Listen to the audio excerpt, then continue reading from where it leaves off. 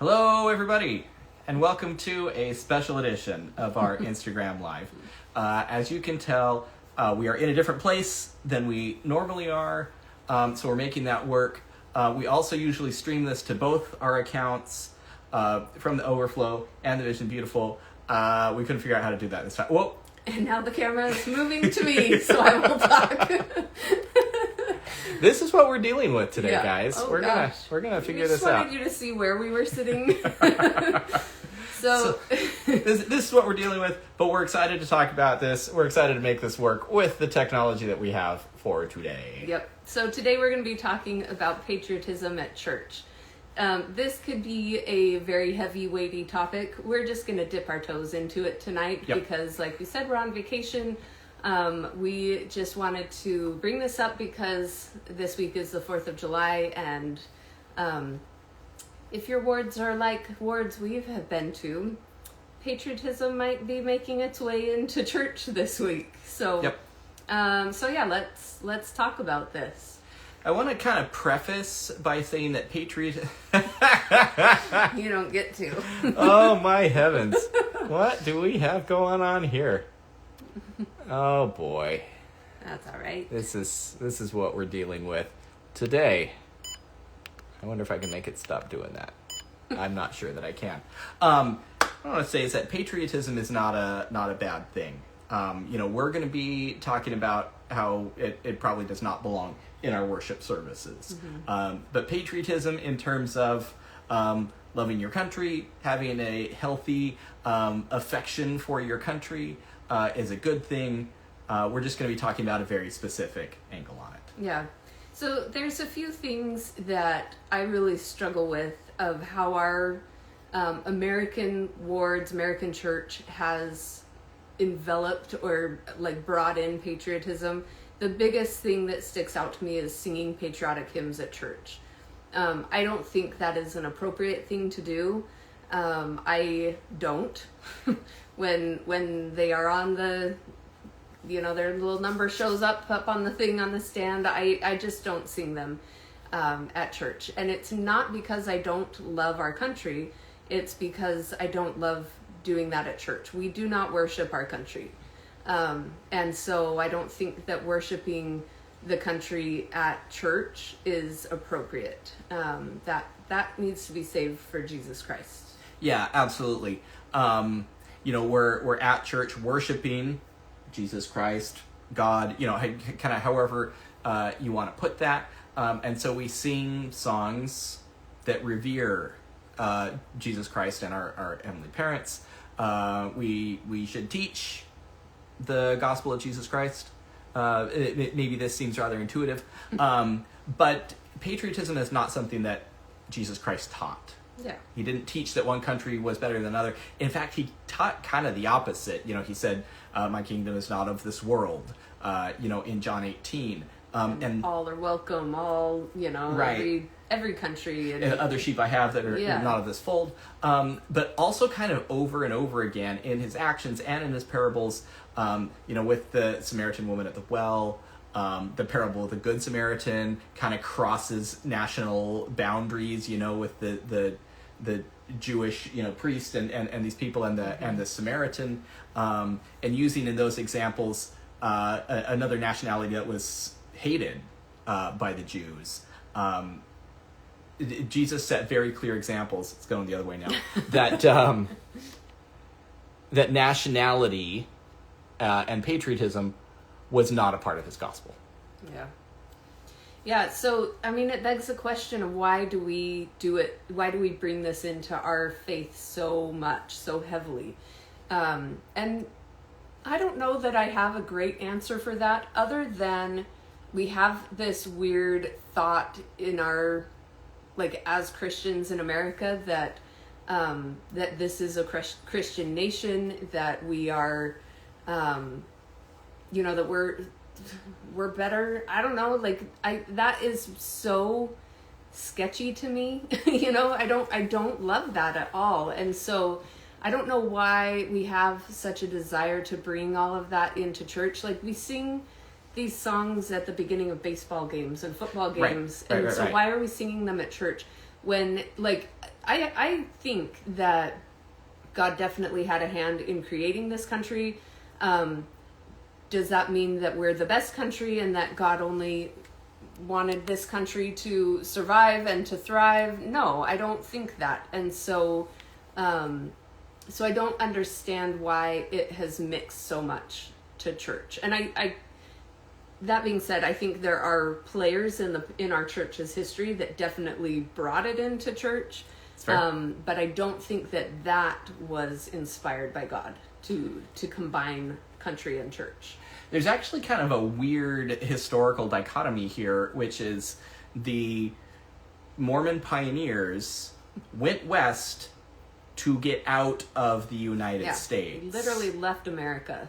Right, and the more that the United States kind of intersected with the early church in Utah, the more of a problem it was, because we're talking about with polygamy and the Edmunds-Tucker Act and all sorts of different things that were super problematic for the church. So again, there were certain players, and a historian could tell you about when that 180 occurred, when it became important to us to attach to that country and the flag and all of these things. Yeah, because even Joseph Smith in his time, he made a committee to rewrite the Constitution. Right. He realized that there were problems with it, and so he wanted to rewrite that. So why why do we have why it did we get so attached? Yeah, why is it so deeply ingrained in our church and Christianity, more broadly? Sure.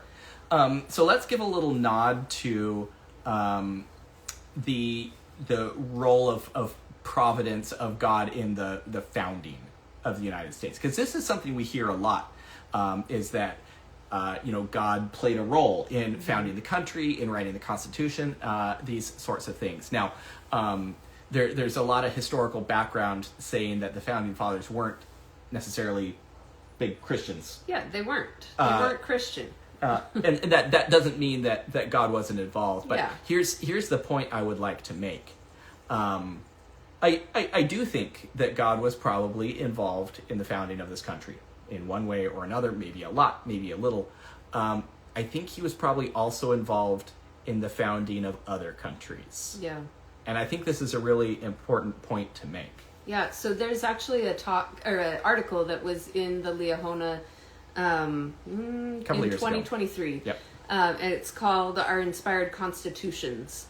So President Oakes gave that talk, Our Divinely Inspired Constitution, I believe is what it was called.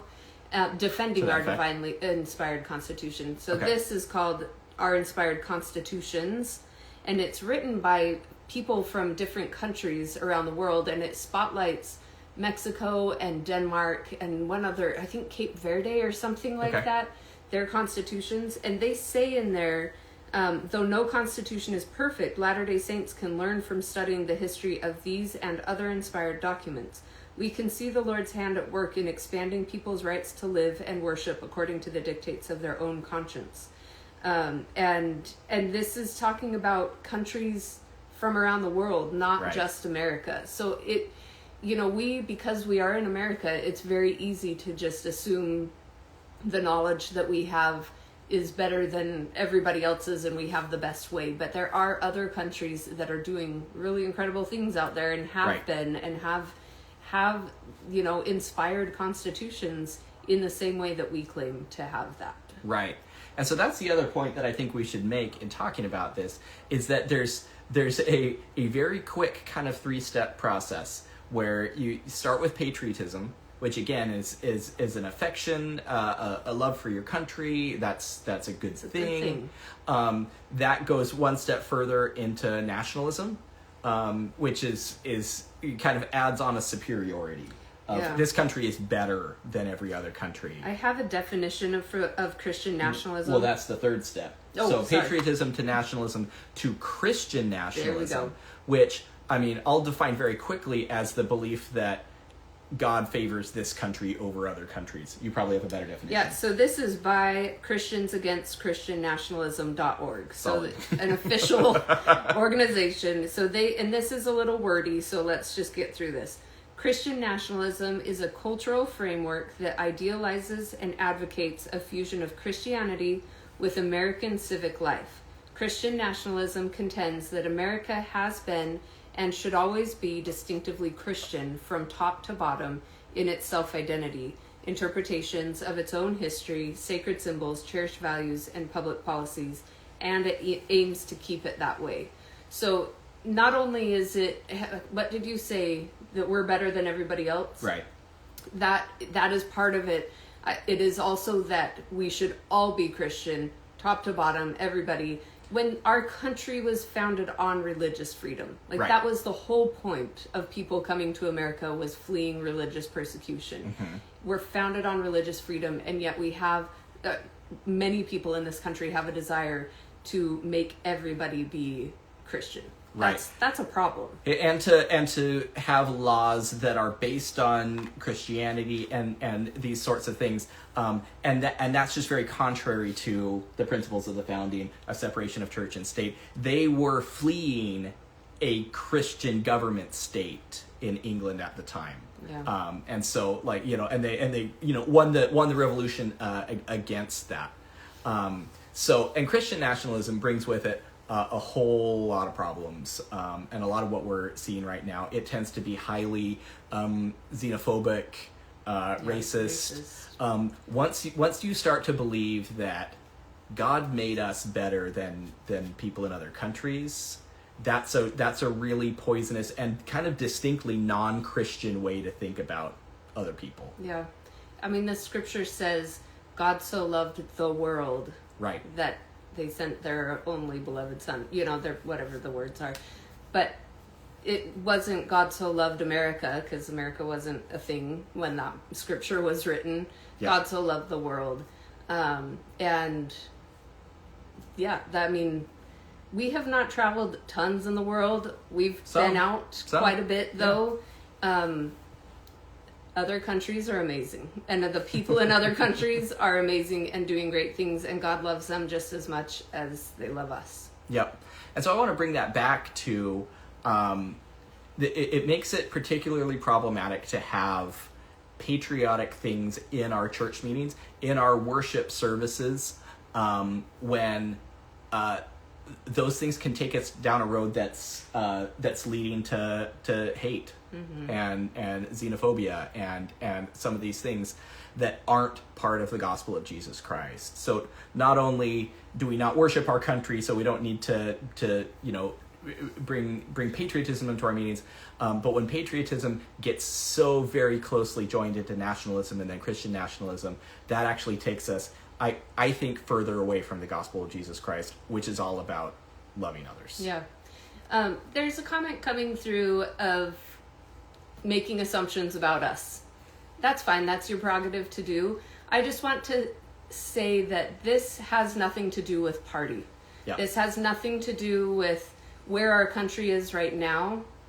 Our beliefs in patriotism at church is that stands aside. It is patriotism as a whole. It's not Republican patriotism or Democrat doesn't patriotism. Matter who the president is. Yeah.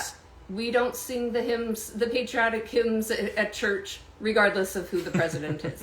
It doesn't have a place in our church worship because God and Jesus are bigger than America. Yep. They are bigger than just this. And so we need to acknowledge that. And also we're a worldwide church. There are not people in other countries singing the American patriotic hymns. That's not a thing that they do. And it's not that every country is singing their patriotic hymns at church. Do you think our church would pick any country that's really struggling, and has dictators or whatever it is? Do you think they want those members singing their patriotic hymns at church? I don't think so. And so I think we need to remove that aspect of our worship out of our stuff, because we are a worldwide church, and we need to reflect that better. And the way to do that, focus on Jesus. And that's it, right? We're not just saying don't do something. Yeah. But we should replace that with teaching the gospel of Jesus Christ. And that's a gospel in which every single person on this earth is a beloved child of heavenly parents. And that we're all brothers and sisters, no matter where we live, no matter where we kind of lucked into being born or didn't luck into, or, and, you know, no matter how you want to see that, that this is a gospel that sits on the grace of Jesus Christ and his atonement, and not on nationalism, and not even on a certain flag or a certain president or you know, whatever it is that you want to bring to the table. But that's the Christianity that I get excited about, is the one that's about loving each other. Yeah. So I don't know if there's more comments or thoughts that you guys have of what it's like to have patriotism be part of our current practice at church. What you wish it would be like. I think there are wonderful ways as a ward, as a church community, to celebrate our country. In my ward that I grew up in, my dad and this other man were in the American Legion, and they both fought for our country. They both loved serving in the American Legion, and they would put on this 4th of July early morning flag ceremony thing. They'd have speakers. They sometimes had the Legion there doing a 21-gun salute. It was very patriotic. My dad loved being there. That was a way, and basically the whole ward came. It was in the man's front yard where he had a flagpole. That's a great way for ward members, for a neighborhood, to celebrate the 4th of July. It's not a part of the church, and that, you know, it was not a church sanctioned activity, and I think that that's wonderful. We can support things like that. You know, that's how patriotism should happen. It shouldn't be in the walls of a church. And I think I've shared this story before this was a number of years ago, but I had somebody visiting with us at church, and it must have been a Sunday that was adjacent to the 4th of July or something, because the talks were all about the Constitution and these things. And then I go into Elders Quorum with this person that was visiting with me, and then the lesson in Elders Quorum was also about the Constitution or something. And we got to the end of the block, and I said, gosh, I don't think Jesus Christ got mentioned in the 2 hours of church. You know, just at the ends of prayers, and, you know, it's in the sacrament prayers. But I don't think in any of the talks got mentioned. And this is where I'm saying, maybe instead of talking about the Constitution, we talk about the gospel of Jesus Christ. That's what I am there for. And we have plenty of other opportunities to do the patriotism. A barbecue, you know, even a ward barbecue, that sort of thing. Just maybe not in our worship services. So.